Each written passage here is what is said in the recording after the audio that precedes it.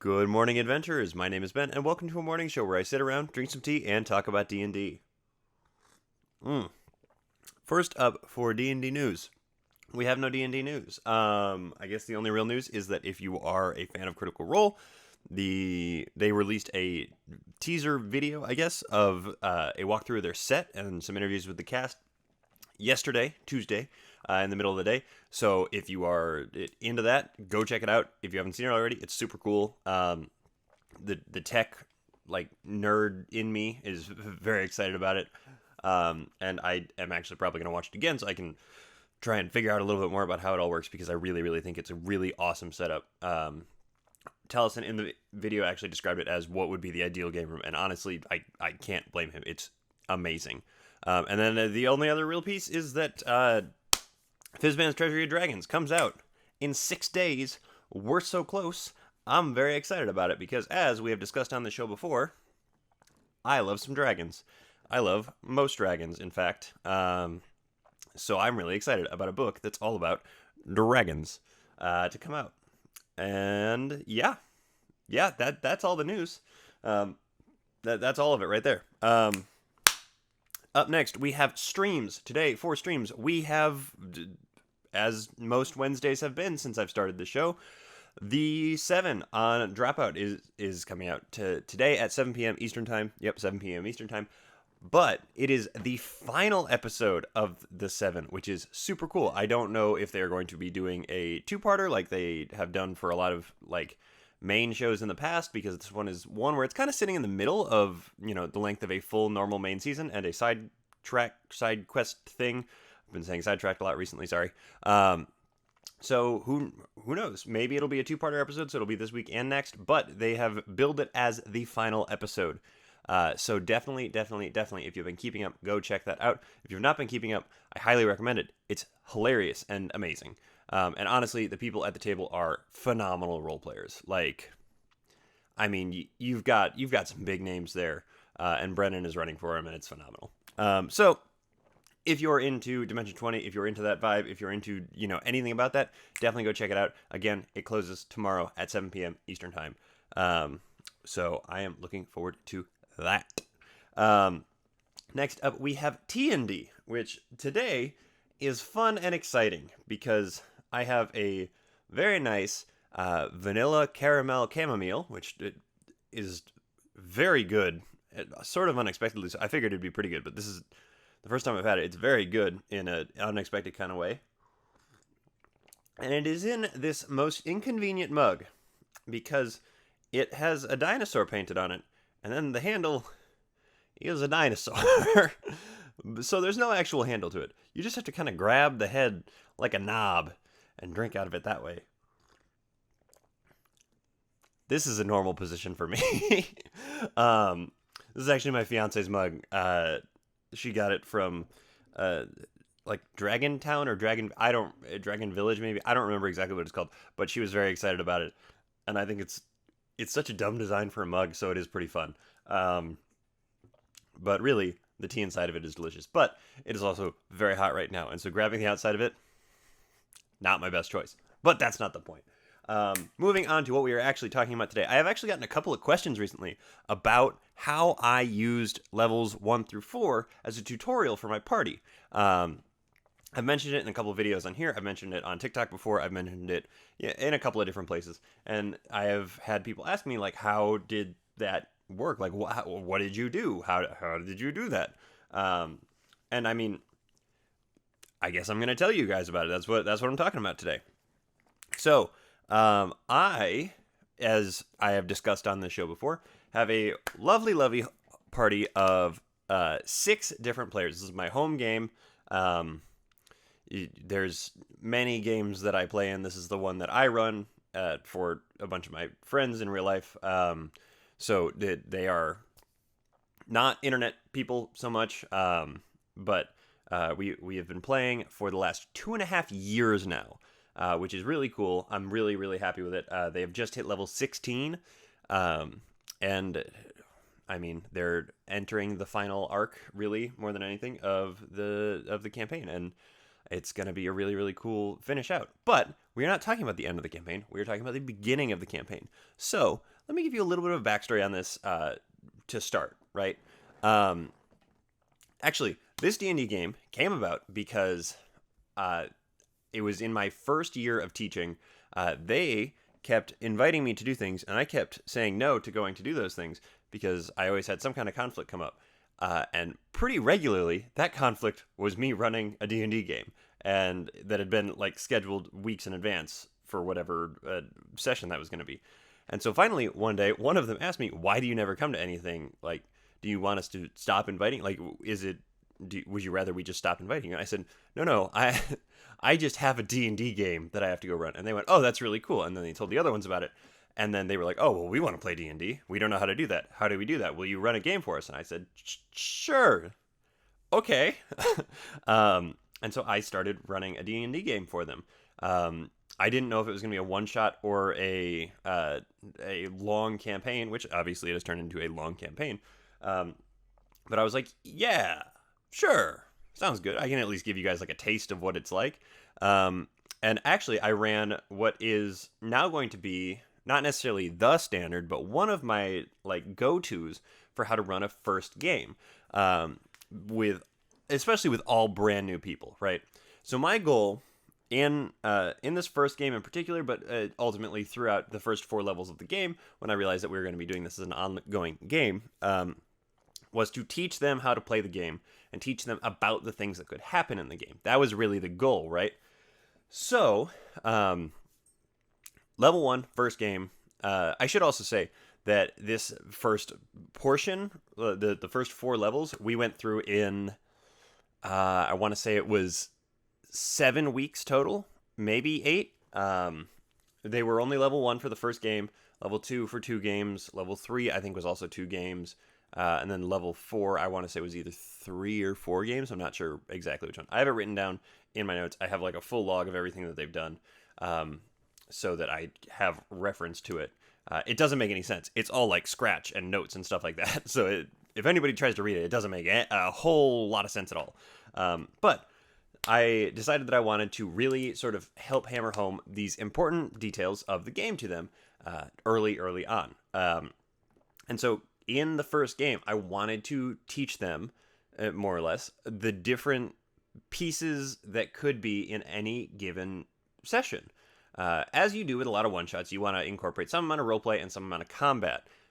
And with that combat, maybe problem-solving instead. You want it to be an encounter that is not strictly a social encounter. And so I set it up where I just sort of threw them all together. I didn't give them a particularly good reason for getting together in the first place. They all just kind of ran into each other and then were contracted by this old man, just outright, to go retrieve a ring for him from a bandit hideout. And this bandit hideout had been infested and overtaken by these little alien spider thingies, which they didn't know about at the time, but upon going there, they obviously figured it out pretty early on.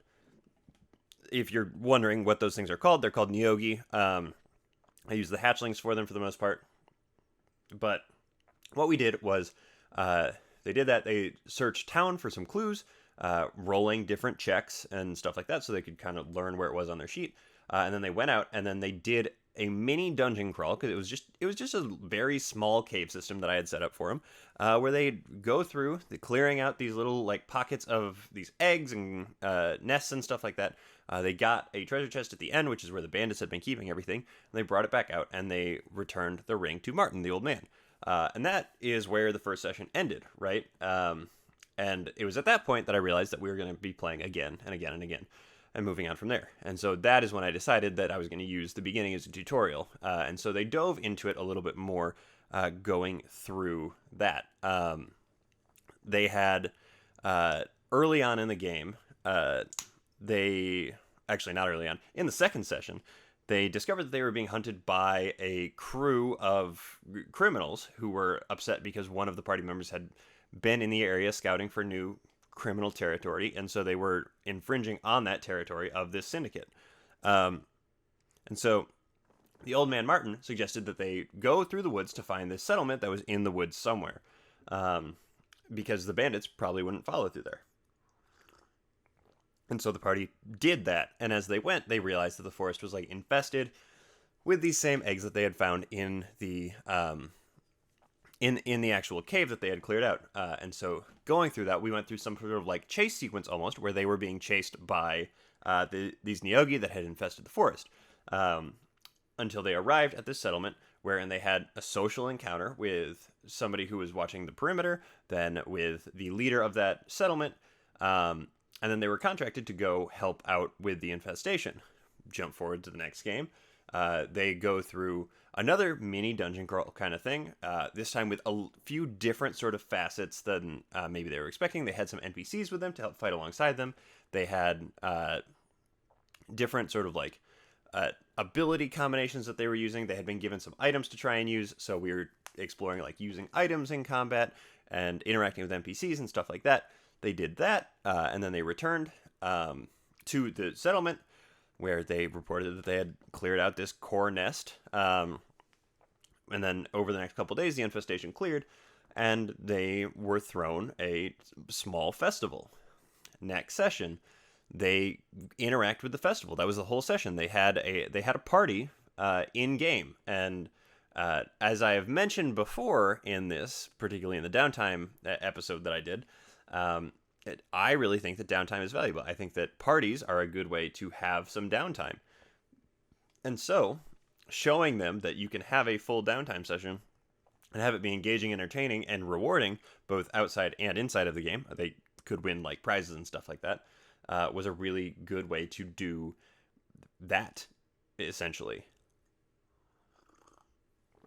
And so, from there, actually, up to this point, there had only been 5 members of the party, and after that session, we added a 6th member who joined, and they left this area, and they were going to another place. At this point, I had not told them that they were technically in tutorial phase still, so they were still kind of on the railroad that I had set up for them. They were on the tracks, heading towards a different place. And when they emerged from this forest to head towards that place, they were captured almost instantly by this group of bandits that were more powerful than them. These specifically were 4 like they were a specific team of bandits. They were called the Death Riders, but they had been sent to capture them. They didn't know that, obviously. So I showed them in essentially no uncertain terms there that you could be outmatched, and that there should be a solution to things other than just fighting, because I promptly TPK'd them and knocked them all out and carried them off to the bandit like prison, essentially. That was also kind of the point. I knew going into it, but that was kind of the point where I realized the power jump between levels 4 and 5 is ridiculous, because I had built these 4 characters as level 5 PCs, essentially, and the party was 6 level 4s, and they got kind of swept because of a fireball. Also, important to note, fireball, very good spell, very powerful for obvious reasons. That was also their first real interaction with a flying enemy, and so it sort of introduced them to the idea that, like, hey, things can happen. So they were captured and they were taken away, where they had to experience a couple days of travel where they had no ability to really do anything. Like they were welcome to make checks. They could try to do stuff. They could try and escape. But everything that they tried to do didn't end up working out. And not because I was making it so it didn't work out, because I would have been perfectly happy if they had escaped and we had tried to figure something else out. But their checks just weren't working. Like, the dice didn't want them to leave, so they didn't leave. We moved forward from there. They woke up in the prison, wherein they experienced a stealth kind of mission for the first time, really, because they broke out of this prison, and they made their way out past a bunch of guards.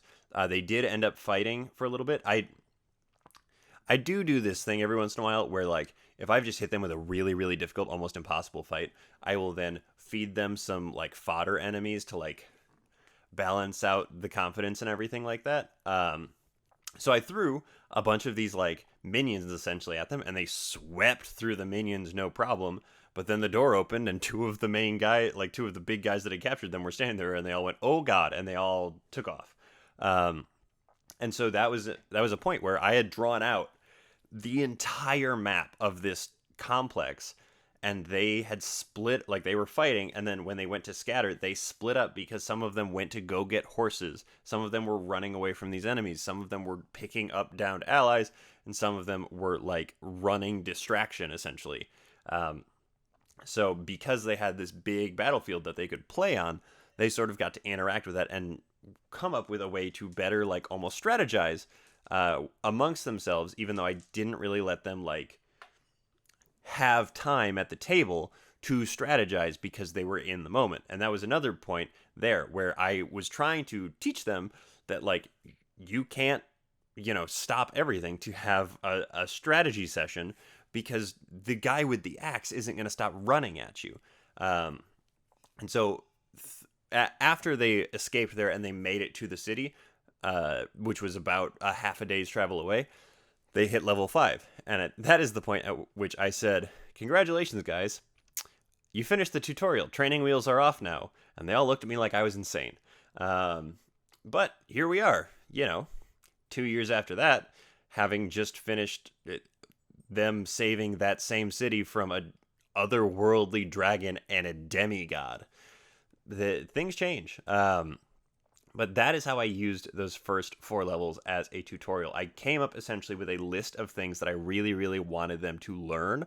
I wanted to help show them, because the thing about D&D is that it is really a game where you have to, like, you have to play it in order to understand, in order to actually learn how to play the game. You can learn, a certain amount from watching videos online, reading about it, stuff like that. But at a certain point, you really just kind of have to actually play the game, or experience playing it in some way. You can for sure learn how to play the game by watching like online streams and stuff like that. But firsthand experience of actually playing it is definitely going to be better, because you're actually interacting with it then. But as I said, that is how I use those levels. I came up with my list of things that I wanted them to learn. I figured out the scenarios in which they would learn those things, and then we went with it. They did not have any personal connections, like any personal storyline beats happening in those levels. Aside from the one character causing the entire party to end up on the run from the criminals. That was the only like personal storyline beat that we had in there, because I thought it was more important to focus on learning how to play the game mechanically than it was to get them emotionally turned into the game, because that was happening anyway. As a lot of players with their first characters, they were, they were taking on their own personalities into their characters, and so it was pretty easy to get them invested in that. And then once they hit the city, we started throwing story beats into it, where they were actually like helping influence the story that was happening. And since then, we've had a really, really good campaign. And it, like I said, they're level 16. I think it is important for everybody to play a campaign that goes to level 20 at least one time. So we're going to level 20 with this one, one way or another. And I'm really excited about it. Because I've only gotten to run a game at that high level once before. And it wasn't for a full campaign. So I'm really excited about it. But I really do recommend, especially if you are introducing a full new table, you as the DM offering it essentially this tutorial phase of the game where they can't really die is part of it too. Like, right? Like they could have died in there, but they can't really, really die. If one of them had died in that, there was always the option of taking that person back to the matriarch of this settlement that they had been sort of like set up in for levels 2 to 4, who was a 17th level druid, who they have gone and talked to a lot of times since then, who could have brought you back. That I think is important, that if you are going to run this tutorial phase for them, while yes, the fear of death should be present and the acknowledgement of defeat should definitely be there, you don't want to like straight up kill off the character, particularly for new players who don't really understand how all of the classes work yet. So they might not be making the best choices with what they're doing, But I talked to myself in a circle somewhere in there. Definitely, I do recommend for brand new players, especially a brand new table as a whole, run yourself a tutorial arc because they might need it just as much as you do. Because honestly, it does help you work out some of the DMing kinks as well if you're a newer DM. So especially if you've got a totally new group, I recommend giving it a shot. I mean, I recommend acknowledging it as that is what you're doing because obviously a lot of tables go through something like that anyway. But that is everything I have to talk to you guys about today. Thank you so much for tuning in and making me part of your morning routine. I really do appreciate it. And thank you so much in particular to my patrons. You guys are the ones that really make this all possible. If you are able to and willing to support the show, there is a link to my Patreon in the description of this video. I would greatly, greatly appreciate it. But as I mentioned, that is everything I have for you guys today. I try and push this show every single weekday, so thank you so much for following along and involving me in your morning routine. But I will see you guys tomorrow, and until next time, keep on rolling.